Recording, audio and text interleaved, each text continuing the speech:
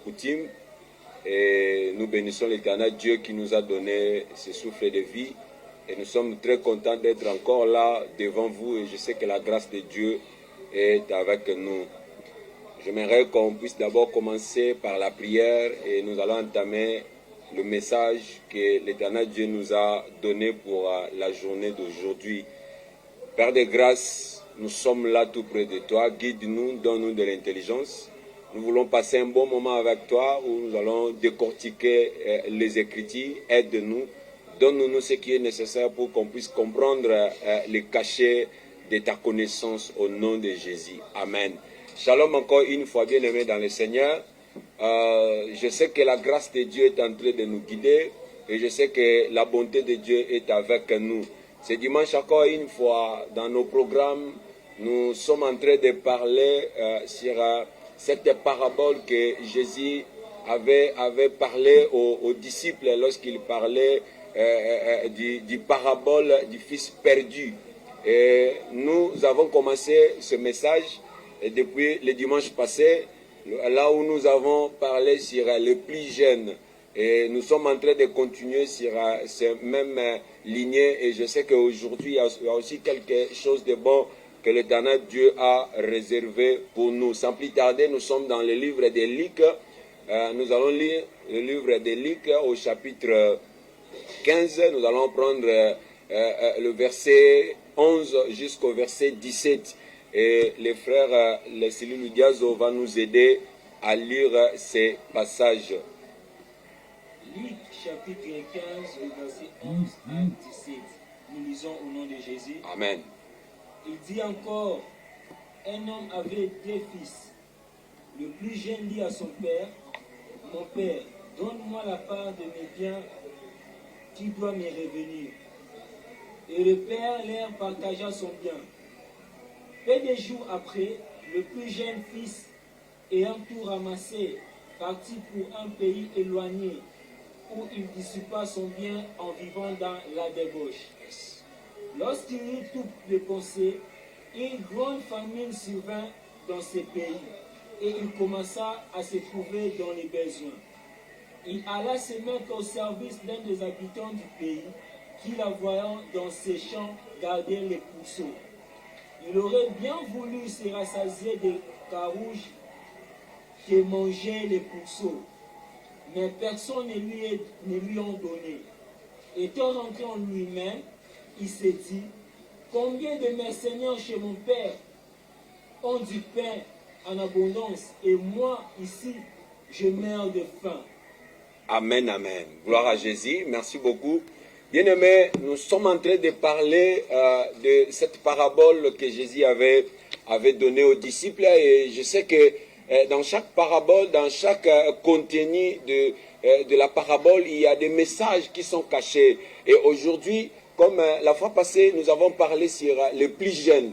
Et si vous êtes d'accord avec moi, ce qui était en direct pour suivre le message du dimanche passé, nous avons parlé du plus jeune. Et là, nous sommes dit, si on parle, la Bible parle du plus jeune, on voit la personne qui manque la maturité. Le plus jeune dans la famille, c'est la personne qui est tout petit, la personne qui n'a pas encore de capacité à comprendre les événements, la personne qui est moins âgée. Et ici, la Bible nous parle de deux enfants que le père avait dans sa maison. Dans sa maison, il y avait deux enfants, l'aîné et le plus jeune. Mais subitement, la Bible nous parle que le plus jeune qui avait demandé qu'on puisse partager le bien pour qu'il puisse aller faire vivre ailleurs, en dehors de ses parents.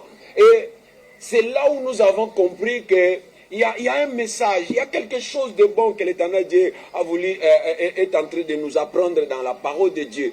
Et nous sommes dit, lorsqu'on parle du plus jeune, c'est la personne qui n'a pas de l'expérience. Le plus jeune, c'est la personne qui n'est pas habituée à comprendre les réalités de la vie. Et en réalité, le plus jeune n'avait pas encore intérêt de quitter la maison de ses pères. Il devait d'abord rester là pour prendre la connaissance, comprendre la vie. Mais curieusement, bien aimé, on nous apprend que ce n'est pas l'aîné qui avait demandé de quitter la maison, mais c'est les plus jeunes. Et là, bien aimé, si vous êtes d'accord avec moi, vous allez comprendre que la Bible dit, le plus jeune dit à son père, mon père, donne-moi la part de mes biens qui doit me revenir. Et le père leur partagea son bien. Là, je comprends une chose, que il y avait déjà un partage qui s'est passé. Les pères avaient partagé le bien, l'héritage que les enfants avaient. Puisque le plus jeune, lorsqu'il a demandé qu'il puisse avoir l'héritage qui était pour lui, le père directement, du fait qu'il savait que le bien que je possède, c'est pour mes enfants, et les plus jeunes, du fait qu'il a demandé, je suis dans l'obligation, je dois leur donner ce qui leur appartient. Voilà pourquoi le Père avait partagé. Donc, si nous lisons bien la Bible, nous allons nous rendre compte que le Père avait tout simplement partagé l'héritage qui revenait aux enfants. Et il avait donné chez le plus jeune, et l'aîné aussi avait pris sa part. Donc, le Père avait partagé le bien. Mais moi, ma pensée n'est pas dans ce que le père avait fait, mais dans la précipitation que les plus jeunes avaient. La précipitation que les plus jeunes avaient lui a induit en erreur, si je dirais même ça, puisqu'il était encore tout petit. Il n'avait pas de l'expérience, mais la Bible dit, c'était lui qui avait demandé de prendre l'héritage qui lui revenait, et c'était lui qui avait proposé. Bien aimé, moi j'aimerais dire ceci. Si je comprends un peu ce texte, si je peux nous apprendre quelque chose de la part de Dieu, je peux directement comprendre que les plus jeunes avaient cherché à recevoir de la part de son père ce qui était nécessaire pour lui. Oui, c'est vrai. Mais les plus jeunes, bien-aimés, n'étaient pas habilités, il était, je dirais même, incapable d'assumer l'héritage que le Père lui avait donné. C'est ça le problème. Il avait besoin de recevoir l'héritage. C'est mon héritage, j'en ai besoin. J'ai besoin qu'on puisse me donner ce qui me revient. C'est bien qu'on te donne ça. Mais le problème, ce n'est pas recevoir ce que tu as besoin. Mais le problème, c'est de gérer ce qu'on te donne.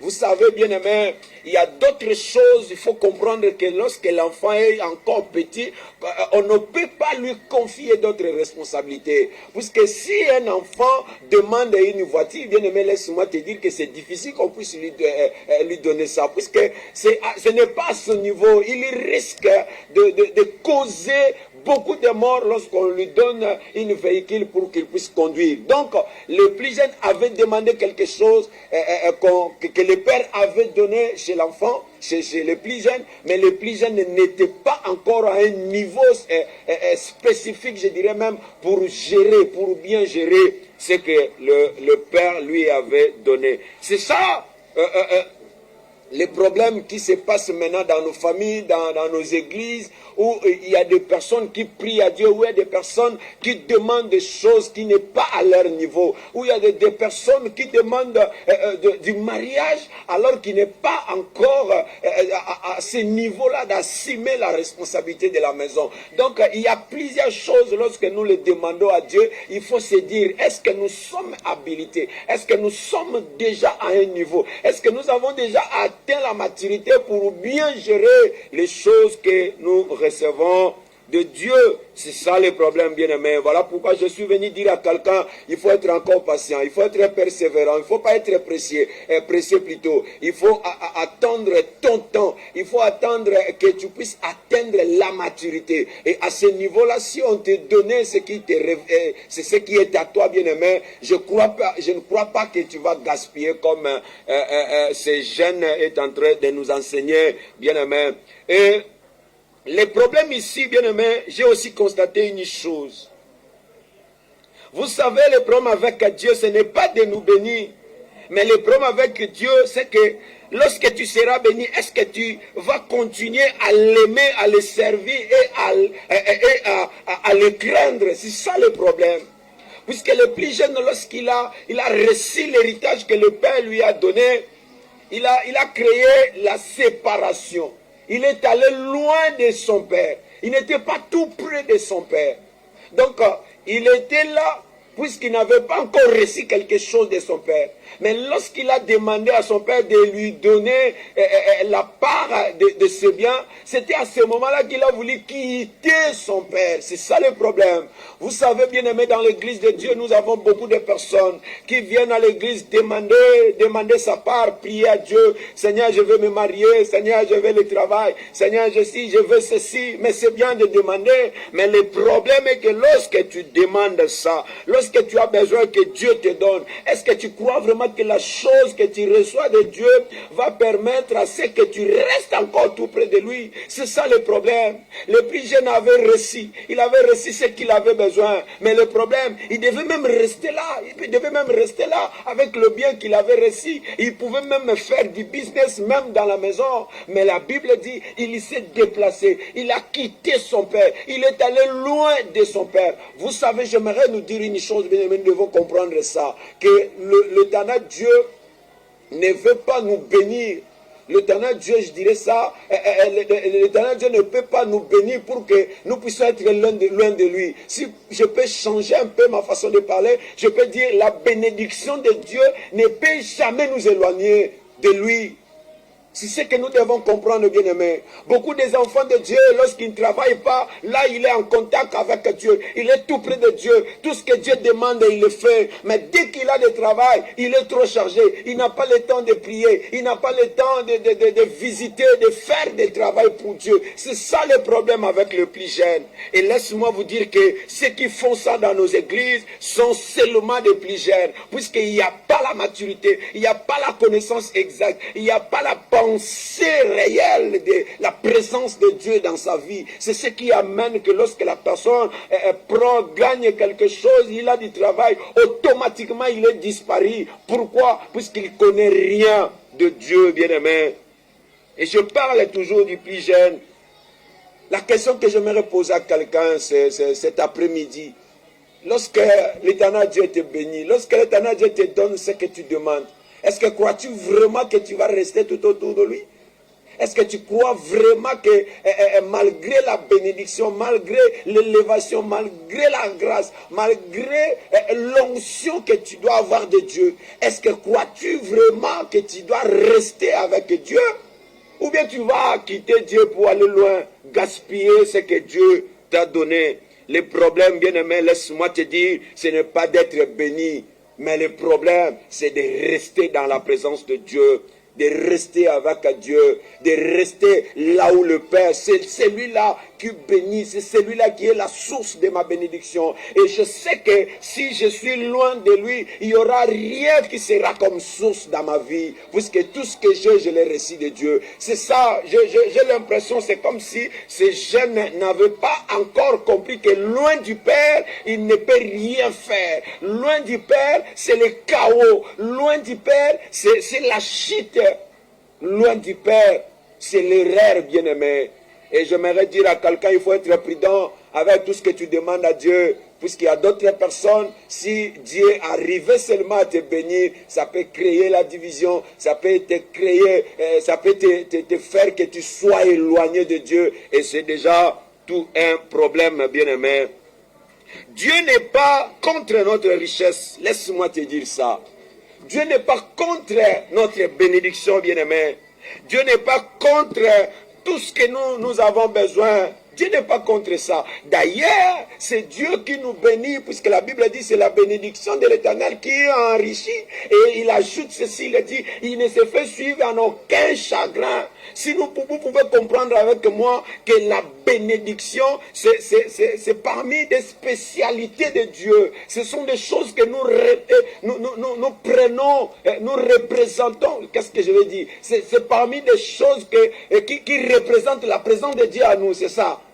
Quelqu'un qui est béni, il représente la source de la bénédiction. Il représente la personne, sa bénédiction représente Dieu directement dans sa vie. Si je peux dire ainsi. Donc, lorsque j'ai la bénédiction, la première des choses, je dois savoir que mon Dieu n'est pas contre la bénédiction. Mais nous devons comprendre une chose, que ce qui nous arrive après que nous ayons été bénis, c'est là où se trouve un problème avec Dieu.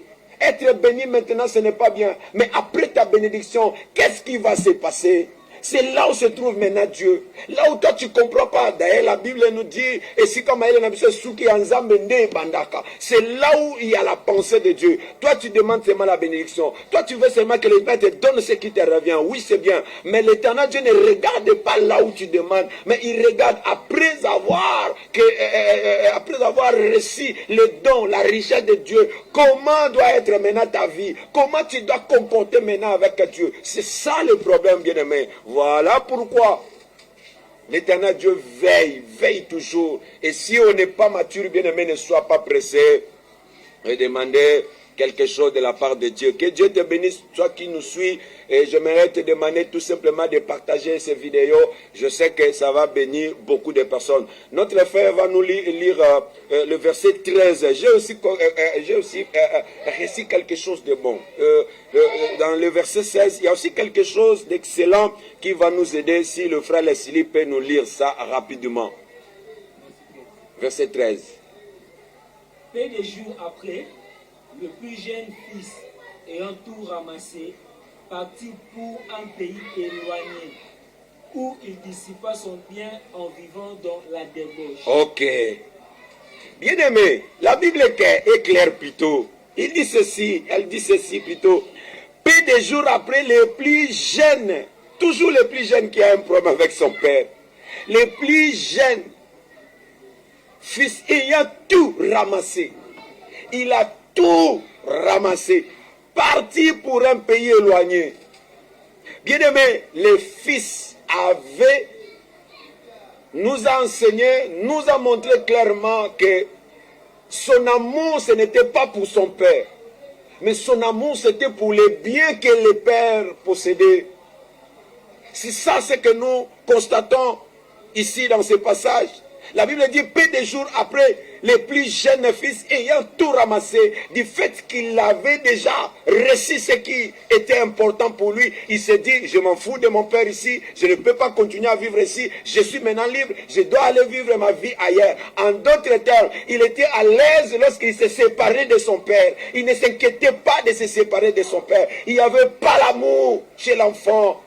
Les plus jeunes n'avaient pas de l'amour.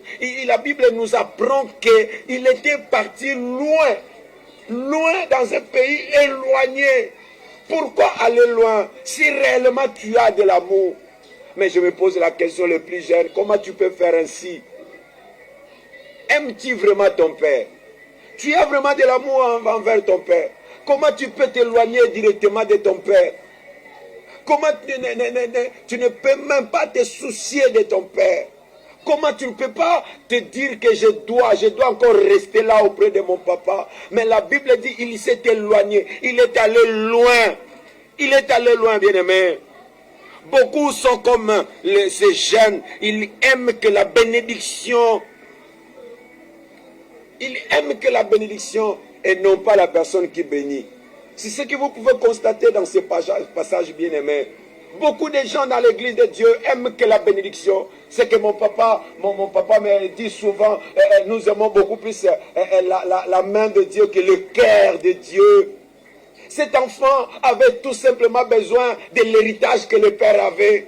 Il avait juste besoin de bien, de bénédiction de son père. Mais lorsqu'il s'est rendu compte que dans tout ce que j'ai cherché chez papa, je l'ai déjà eu. Bon, je vais demeurer ici pour faire quoi? Ah, kaka, laisse-moi aller travailler, faire ma vie ailleurs. Il s'est enfouté de son père. Il s'est dit non, il n'y a rien ici avec mon travail. Beaucoup de gens viennent à l'église pour chercher l'onction. Mais après avoir reçu, que fait-il de ce que tu as reçu de Dieu? Bien-aimé, ma première bénédiction, c'est la présence de Dieu. Ma première bénédiction, c'est la grâce que je reçois chaque jour de Dieu. Ma première bénédiction, c'est d'être dans la présence de Dieu. Comme David le dit. Je suis dans la joie quand on me dit, allons dans la maison de l'Éternel. Oh, un roi qui dit ceci, mais tu es dans le palais royal, là où il y a tout, là où il y a des soldats, là où il y a des serviteurs. Mais comment toi tu aimes toujours aller à l'église, alors que dans ta maison il y a plein? Non, David dit, je suis dans la joie quand on me dit, non pas aller au palais royal, mais allons à la maison de l'Éternel. C'est là où on se rencontre avec Dieu. Et la présence de Dieu, c'est la première des bénédictions que nous avons reçues sur cette terre. Et nous devons comprendre ça, bien-aimés. Être dans la présence de Dieu vaut mieux que tout ce que nous pouvons avoir besoin. Mais comment les enfants de Dieu veulent toujours venir auprès de Dieu pour recevoir ce qui leur intéresse? Oh, je prie à Dieu que la grâce de Dieu te couvre, que la grâce de Dieu nous guide, bien-aimés. La première bénédiction que nous avons, c'est la présence de Dieu. Et laisse-moi te dire que nous devons être bénis par Dieu, et Dieu est là pour nous faire du bien. Les plus jeunes qui étaient immatures ne savaient pas tout ceci, bien-aimé. Mais toi qui écoutes ce message, je crois que tu comprends quelque chose. Et je sais que l'Éternel Dieu va t'aider pour que tu puisses comprendre la pensée réelle de Dieu. Il s'est éloigné d'abord de son père, de sa famille, pour aller gaspiller, ce que le verset 13 nous dit, pour aller gaspiller l'argent, pour aller gaspiller avec des prostituées. Il est allé avec l'héritage que le père lui a donné. Le plus jeune, comment tu peux faire ça? Le plus jeune, comment tu peux faire ça? Est-ce que tu te poses même des questions? Comment est-ce que ton père s'est battu pour recevoir tout ce qu'il a? Est-ce que tu peux te poser la question? Comment est-ce que ton père a reçu tous ces biens? Mais comment tout ce que tu donnes, tu peux les gaspiller ainsi? Avec des prostituées. Gaspiller l'argent. Bien-aimé, j'aimerais te dire que si tu es loin de Dieu, tu ne feras rien. Dans la présence de Dieu, c'est très nécessaire puisque nous sommes contrôlés par le Saint-Esprit. Et tout ce que nous faisons, le Saint-Esprit veille sur nous. Et c'est lui qui nous dit, qui nous demande de faire ce que nous pouvons faire. Et il est en train de nous interpeller à chaque fois si nous commettons des choses qui ne sont pas correctes à la volonté de Dieu. Mais lorsqu'on est loin de Dieu, bien-aimé, regarde comme c'est plus jeune. Tout ce qu'il avait reçu, il pouvait faire du business. Mais lorsqu'il est parti, la Bible nous dit, il est allé gaspiller tout ce qu'il avait reçu. D'ailleurs, la Bible nous dit, il a tout ramassé et a tout ramassé, parti pour un pays éloigné. Oh, le plus jeune, tu as tout ramassé. Mais le tout que tu as ramassé, tu es allé le gaspiller. Comment peux-tu faire ainsi? Gaspiller l'argent avec des prostituées. Gaspiller l'argent avec les amis. Aujourd'hui, c'est normal. C'est ce que nous vivons. Lorsqu'on est loin de Dieu, qu'est-ce qu'on pense? On pense que vivre une vie de débauche. Lorsqu'on est loin de Dieu, qu'est-ce qu'on vit? Une vie de gaspillage. Qu'est-ce que nous vivons en réalité? Quelqu'un qui travaille dur et tout ce qu'il gagne, il veut toujours dépenser cet argent-là. Il ne connaît même pas ce qu'on dit par économie. Il ne sait même pas économiser le salaire qu'on lui donne. Il gaspille ça avec les amis pour aller boire, pour aller partager avec des prostituées même. C'est du gaspillage, bien-aimé.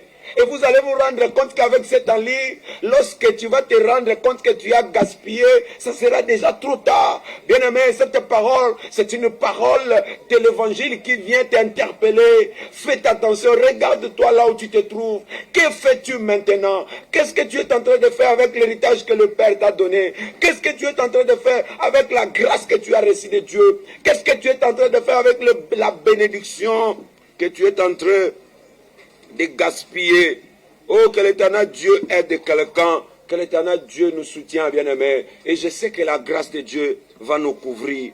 La Bible dit, il est allé gaspiller loin de son Père. Il est allé gaspiller puisqu'il savait, là où se trouve le Père, c'est là où se trouve la discipline. Oui, là c'est vrai. Lorsqu'on parle du Père, le Père, être Père, c'est être un homme honnête. Être Père, c'est être un homme discipliné. Être un Père, c'est être quelqu'un qui recadre les choses.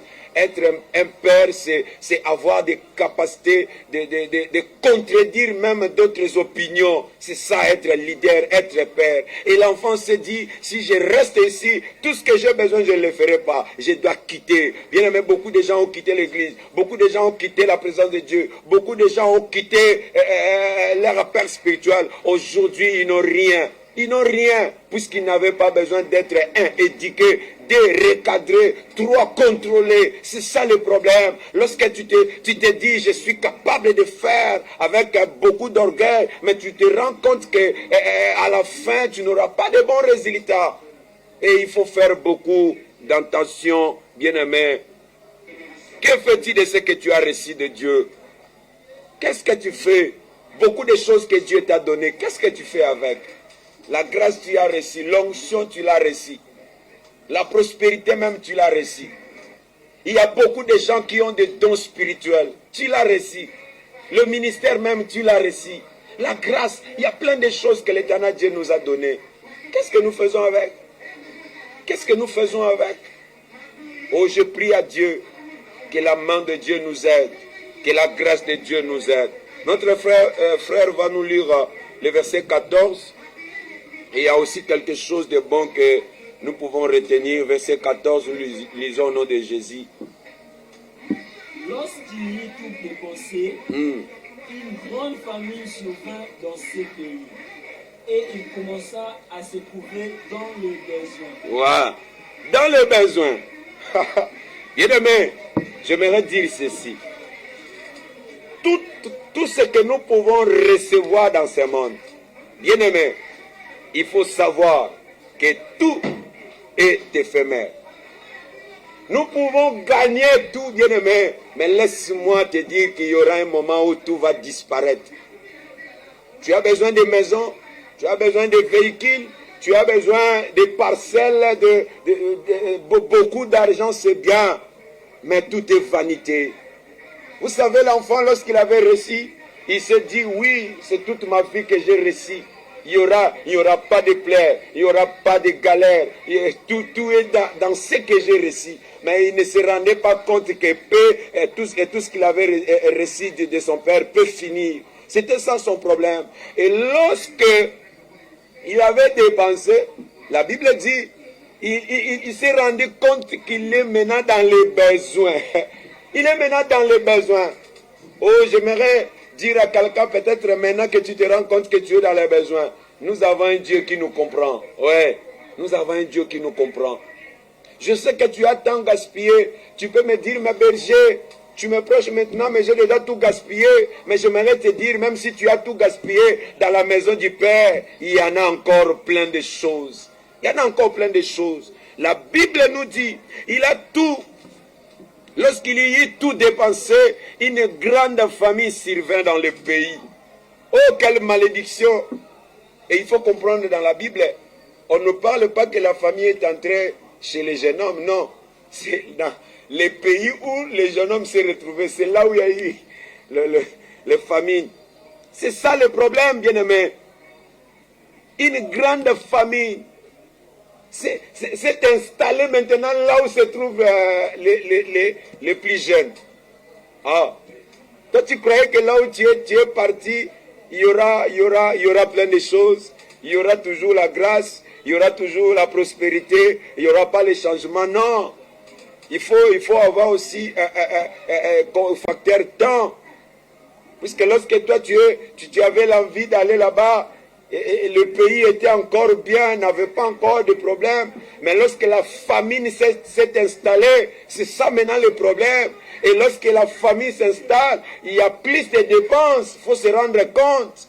Lorsque tu dépensais peut-être 2000 par jour, maintenant que la famine s'est installée, tu ne vas pas continuer à dépenser 2000. Et tout ce que tu avais, si tu n'as pas l'intelligence de tourner le bien que tu avais reçu de ton père, comment est-ce que tu vas te retrouver, bien-aimé? C'est ça le problème avec les jeunes, les plus jeunes. Il avait tout dépensé puisqu'il y avait la famine. La Bible dit, il commença à se trouver dans les besoins. Laisse-moi te dire, bien-aimé, que cet enfant avait oublié qu'il avait pris des choses qui finissent. Mais son père reste éternel. C'est ça. Ce que l'enfant avait pris, c'était seulement des choses, des biens. Mais des biens qui peuvent finir. Oui, l'argent peut finir. Oui, c'est bien d'avoir beaucoup d'argent. D'être dans une famille riche, c'est bien. Mais nous connaissons aussi des familles qui étaient riches après 10 ans. La famille est devenue très pauvre. Nous le connaissons bien. Oh, que tout a toloté, bien-aimé. Que tout a toloté. Sache que tout ce que tu reçois de Dieu est qu'aussi la tête tant que tu es encore auprès du Père. Mais lorsque tu te déconnectes du Père, bien-aimé, oh, tu vas te rendre compte que tu auras encore besoin. Tu auras encore besoin, bien-aimé. Je suis venu interpeller à quelqu'un. Tu dois te poser la question. Où est-ce que tu te trouves maintenant? Es-tu toujours auprès du Père? Es-tu toujours dans la maison? Ou bien tu es allé à côté? Les plus jeunes avaient pris tout ce qu'il avait besoin. Mais il s'est dit, ah ouais, non, je dois aller loin. C'est comme ça qu'il s'est décidé d'aller loin. Et tout ce qui commençait à s'arriver, bien aimé, ils allaient au vinailler. Et c'était grave. Comment est-ce que cet enfant peut être encore dans les besoins? Comment expliquer? Il avait tout ramassé. Il avait tout pris. Mais du fait qu'il ne savait pas comment gérer, il n'avait pas la maturité, c'est ce que nous disons souvent. Il n'avait pas la connaissance de bien gérer tout ce qu'il avait reçu de son père. C'est comme ça qu'il s'est rendu compte que Nakosa Nyons Nalingi. Et lorsque Nyons se sili, maintenant il se rend compte que Nazasune Logote. J'aimerais te poser la question, toi qui me suis maintenant. Où est-ce que tu te trouves maintenant? Tu es où avec Dieu? Est-ce que tu te rends compte que là où tu es vraiment tout près de Dieu? Ou bien tu es loin de Dieu? Est-ce que tu es là où se trouve Dieu ou bien tu es éloigné de Dieu? C'est ça la question. C'est ça la question que nous pouvons nous demander. Verset 17. Frère Leslie peut nous aider. Verset 17. Étant rentré en lui-même, Amen. il s'est dit, combien de mercenaires chez mon père ont du pain en abondance, et moi ici, je meurs de faim. Ok. Étant entré en lui-même, c'est la réflexion, bien-aimé. C'est la pensée. En d'autres termes, lorsque cet enfant avait reçu tout ce qu'il avait besoin, il ne savait pas comment gérer, il n'avait pas de réflexion. Il n'avait même pas pensé comment est-ce que je peux faire pour que je ne puisse pas perdre ce que j'ai reçu de mon père. Mais lorsqu'il s'est senti, il est maintenant dans les besoins, il commence à se dire, que faire? Que faire, bien-aimé? C'est comme s'il y a quelqu'un qui me suit. C'est parmi les questions que tu es en train de te poser. Que faire? Que faire? Tu te rends maintenant à être limité, bloqué. Tu te dis, je suis bloqué. Tu te dis, je ne sais pas quoi faire. Tu te dis, Ngana Soukiao, Salani. C'est la question que tu te dis, bien-aimé. Peut-être la question que tu te poses, tu n'as pas de réponse. Mais moi, je suis venu te donner la réponse. La réponse est rentrer à ton père. Rentrer dans la maison. C'est ça la réponse. Nanda Kuratata Nyon Sezali. Tout ce que tu as besoin, ça se trouve chez papa. Chez papa, il y en a plein de choses. Aujourd'hui, tu es dans les besoins. Qu'est-ce que tu vas faire? Heureusement, il y a la réflexion. Et c'est comme ça que je me rends compte que l'enfant maintenant, et le plus jeune, a commencé maintenant à capter la maturité. Puisque la maturité, c'est une capacité de réfléchir. Il commençait maintenant à se dire, il commençait maintenant à chercher comment trouver des solutions par rapport à la situation. C'est ça la maturité. Les plus jeunes commencent à réfléchir. Alléluia. Les plus jeunes commencent à réfléchir. Les plus jeunes commencent à se poser des questions. Papa, lorsque tu avais reçu tout ce que tu avais besoin, comment est-ce que à ce moment-là tu ne pensais rien, tu ne réfléchissais pas? Aujourd'hui que tu as rien, c'est maintenant que tu commences à te poser des questions. Oui, c'est vrai, tu dois te poser des questions, puisque après avoir passé cette étape de la richesse, on devient maintenant pauvre. Et lorsqu'on devient pauvre, on est isolé. Et lorsqu'on est isolé, on est seul. Lorsqu'on est seul, c'est à ce moment-là qu'on commence à parler avec ta pensée. Oh là là là là là. Là maintenant tu commences à parler avec ta pensée, puisqu'il n'y a personne. Tout ce qui venait auprès de toi venait puisqu'il voyait quelque chose. Maintenant que la chose que des personnes venaient prendre auprès de toi, il n'y en a plus. Il n'y aura personne maintenant qui va venir auprès de toi. Tu restes seul. Et pendant que tu restes seul, laisse-moi te dire que tu vas commencer à parler seul. Mais tu ne parles pas seul, tu parles avec ta pensée. C'est à ce moment-là que la maturité arrive. C'est à ce moment-là que l'homme devient mature. Et c'est comme ça que je me rends compte que les plus jeunes commencent maintenant à avoir la maturité, à avoir la connaissance exacte. Ils commencent maintenant à grandir, à grandir. Oh, j'aimerais dire à quelqu'un bien-aimé, dans tout ce que tu fais, il faut avoir du réflexe. Il faut avoir la pensée, il faut examiner ta tête, il faut te dire ce que je fais, est-ce que ça va me donner de bons résultats? C'est ça le problème avec nos chrétiens, c'est ça le problème avec les enfants de Dieu. Ils ne pensent rien de tout ce qu'ils font. C'est ça le problème. La journée d'aujourd'hui, c'est une journée bénie pour toi, si tu peux dire Amen. La journée d'aujourd'hui, c'est une journée de grâce bien-aimée pour toi. Mais laisse-moi te dire que pendant que nous sommes en train de prêcher là où tu nous suis, tu te dis, mais oui, c'est à toi qu'on s'adresse. Mais le problème, tu dois te poser des questions. Où est-ce que tu te trouves? Là maintenant, l'enfant est en train de faire l'étude pour dire, regarder son passé et son futur. Il se dit maintenant, mon passé c'était spécial, j'étais dans la maison avec mon père, mais maintenant je me rends compte qu'il n'y a pas la vie. Alors que la Bible nous dit, l'Éternel Dieu nous amène de gloire en gloire. On vit que de gloire en gloire lorsqu'on est dans la maison. Mais lorsqu'on est en dehors de la maison, il n'y a pas la gloire. Il n'y a pas la gloire là en dehors de la maison de Dieu. Et c'était comme ça que le plus jeune a tout perdu. Il s'est dit, je suis foutu, je n'ai rien ici. Que dois-je faire maintenant? Il commence maintenant à se poser des questions. C'est là où j'aime cet enfant. C'est là où j'apprécie ce caractère de cet enfant. Il a pris conscience. Bien aimé, beaucoup de gens sont en train de gaspiller la grâce que Dieu les a donnée. Beaucoup de gens sont en train de gaspiller la richesse, la bénédiction. Il y a même une personne qui me suit. Tu es dans ton mariage. Tu es en train de gaspiller. Tu es en train de négliger ton mariage. Bien aimé, je ne veux pas que tu arrives à ce moment ici. Je ne veux pas, je prie que tu puisses recadrer les choses. Oh my God. Je ne veux pas que tu arrives ici. Tu ne sais pas quoi faire. Comment faire pour arriver au matin. C'est ça le problème avec les enfants de Dieu. C'est ça le problème, bien-aimé. Les plus jeunes, la Bible dit, étant entré à lui-même.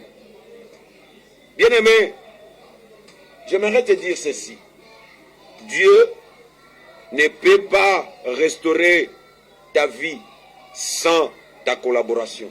Ouais. Tu sais quoi? Il y a des choses qui se passent dans nos vies. Il y a beaucoup de gens qui disent que Nzamba tiki biso. Non. Le problème, ce n'est pas que Nzamba tiki biso. Nous devons revenir à Dieu. Revenir. Il y avait un homme de Dieu qui était en train d'enseigner retour à la parole. Oui, nous devons revenir à Dieu. Loin de Dieu, c'est la mort. Loin de Dieu, c'est la chute. Nous devons revenir à Dieu. Dieu ne peut jamais nous restaurer sans notre consentement. Dieu nous a donné cette liberté de faire des choses selon nous. Mais nous devons comprendre que même si nous faisons des choses selon nous, mais notre vie n'est pas selon nous. Notre vie est selon la volonté de Dieu. Donc même si je vis selon moi, mais je dois me rendre compte qu'il y a la volonté parfaite de Dieu qui va s'accomplir dans ma vie. Et je ne dois pas être loin de Dieu, puisque la volonté de Dieu n'est pas loin de lui. Nous devons être cohérents, bien-aimés, dans ce que nous faisons. Entrer en soi-même veut dire être dans le silence. Oui, étant entré en lui-même, il n'y avait personne maintenant. Vous savez, bien-aimés, aujourd'hui, beaucoup de gens n'ont pas ce temps d'entrer en elles-mêmes. Beaucoup de personnes ne veulent pas entrer en elles-mêmes.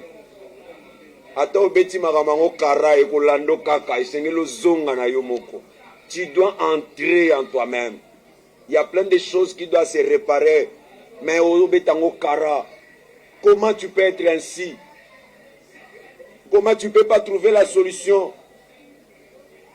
Comment tu ne peux pas rester un temps, un moment où tu vas juste arranger ton problème avec ton Dieu? Vous savez, aujourd'hui, nous n'avons pas même le temps de parler avec Dieu. Lorsqu'on réveille le matin, on est sur Facebook. Après un moment, on est sur WhatsApp. Après un moment, on est sur Twitter. Après un moment, on est dans la télé-série, si c'est série, jeu magique, si c'est jeu magique. Lorsque tu vas terminer, les amis vont venir, Bobadima solo. Après les amis, après, il y a la nourriture sur la table.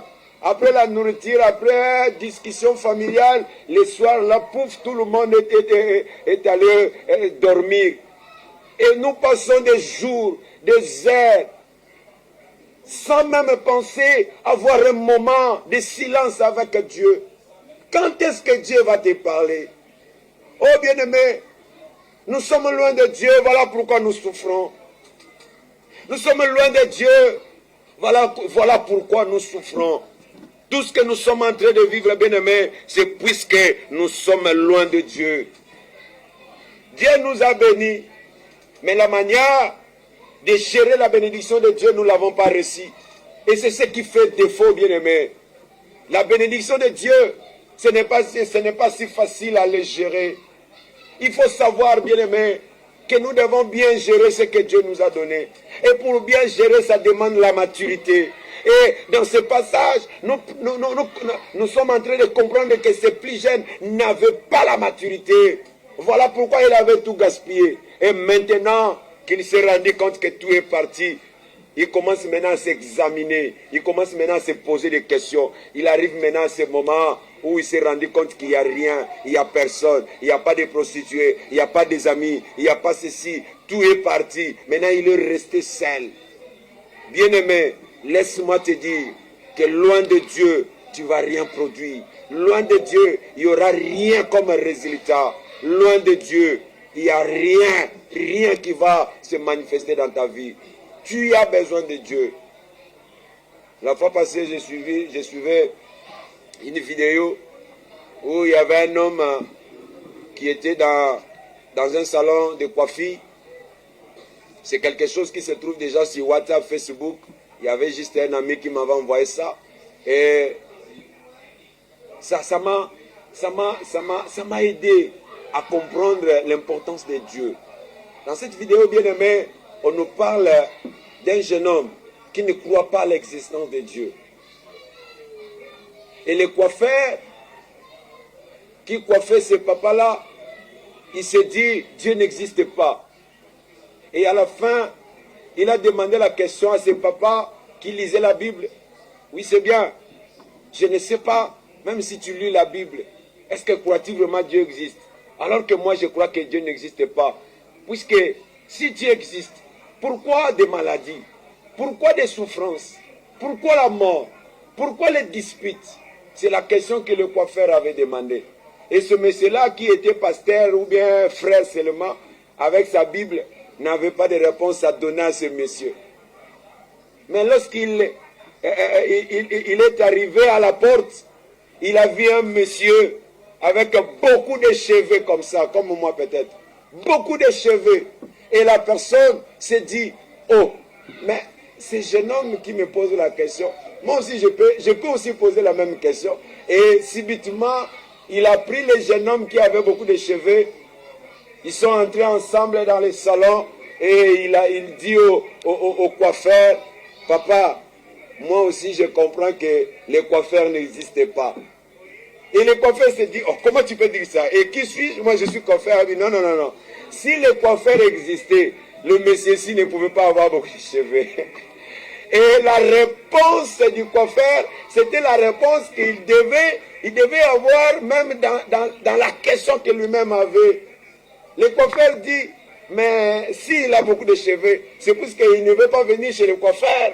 Et le pasteur là a repris pour dire que moi aussi je te dirais, Dieu existe. Mais le problème est qu'il y a des hommes qui ne veulent pas venir auprès de Dieu. Donc si nous venons auprès de Dieu, nous avons tout. Mais si nous cherchons à être loin de Dieu, nous allons rien faire et nous allons vivre que des tribulations. Que l'Éternel Dieu nous bénisse, que l'Éternel Dieu soit ton Dieu. Si tu as besoin de nous suivre et de nous contacter, de nous parler, il y a nos contacts qui sont là sur le banc de l'écran. Veuillez nous contacter et nous allons discuter et l'Éternel Dieu sera énormément béni. Que l'Éternel Dieu vous bénisse et je sais que la grâce de Dieu est en train de toucher chacun de nous. J'aimerais prier pour finir mon programme. Éternel Dieu, tu es le Père, le Roi, le Guide et c'est toi qui donnes la vie. Je prie dans le nom puissant de Jésus que toutes personnes qui étaient connectées pour suivre ce message, Père, permets que leur vie puisse trouver quelque chose de bon selon ta volonté. Et je sais que la grâce, la faveur de Dieu ne manquera pas à bénir toute personne qui est connectée. Sois notre Dieu. Permets, éternel Dieu, que nous ne puissions pas être loin de toi. Sois notre protecteur, protège-nous, épargne-nous de tout ce qui est comme tentative du diable pour nous éloigner de ta présence. Et permets, éternel Dieu, que nous puissions rester fermes avec toi. Dans le nom puissant de Jésus, j'ai ainsi prié et j'ai dit Amen. Que l'éternel Dieu vous bénisse. Je suis bien le berger Félix Baoula Salem et l'éternel Dieu est avec nous. Prochainement, nous serons toujours ensemble. Merci beaucoup.